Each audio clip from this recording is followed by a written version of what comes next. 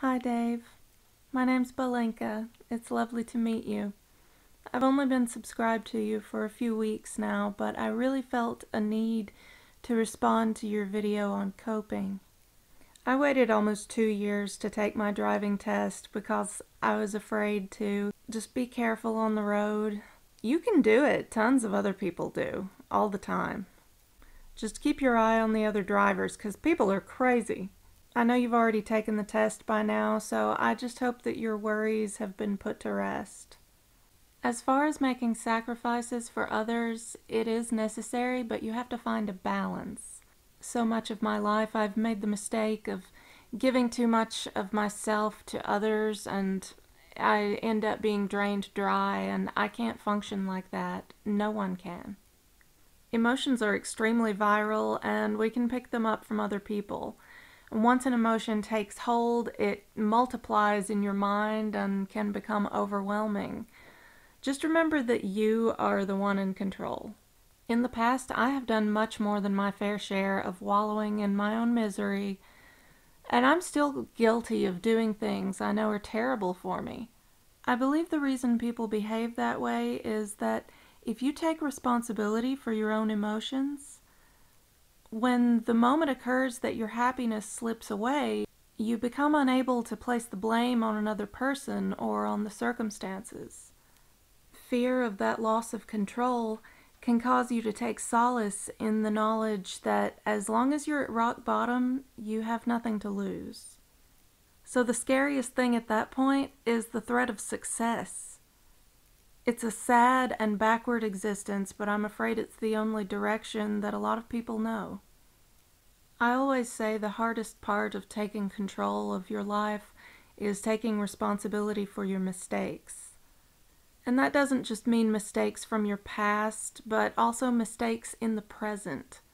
And that includes the mistake of thinking that your life is out of your hands, that your happiness has to be circumstantial. Although not every circumstance or environment may be conducive to positivity, there are always simple things in which to find delight.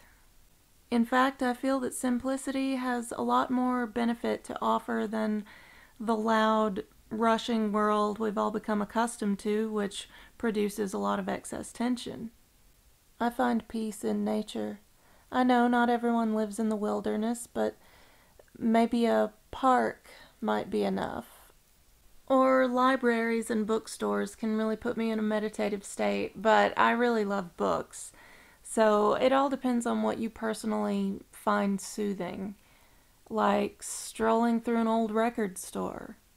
Music is a very big deal to me. I know that during the lowest points in my life, I completely immersed myself in the music I loved, and it gave me something to hold on to.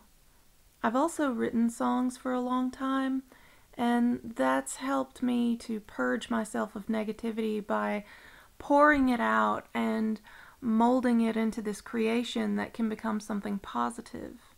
And I've done the same with painting or simply journaling. Vlogging also applies, of course. Just keep in mind that if you sit around drinking too much coffee, it will only serve to amp up your anxiety. Follow whatever method of stress relief feels right for you, because negativity will pile up inside of you, and when you're too full to hold anymore, you will reach the breaking point.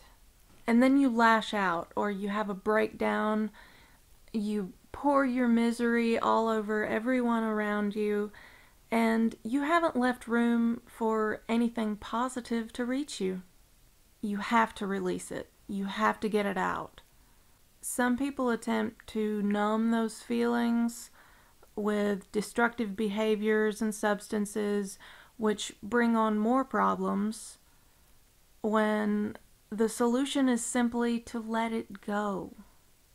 Positivity will pile up inside of you, and when you become too full to hold any more, you are bursting with joy. People find refreshment in your company. You share your happiness with everyone around you, and you haven't left room for anything negative to reach you. I'm so glad your project for Awesome Video was successful. When I watched it, I was inspired to donate directly to the World Food Program. So you did your job very well. I followed a lot of the live stream and did quite a bit of commenting on featured videos, and I just happened to notice that I was directly on top of you in the comments of one video. I thought that was pretty cool because among all these tons of people, there just happens to be someone I subscribe to. Right there. I hope you were able to get something helpful out of this video. I feel good about making it, at least. So, see you in your next video, Dave. I wish you well.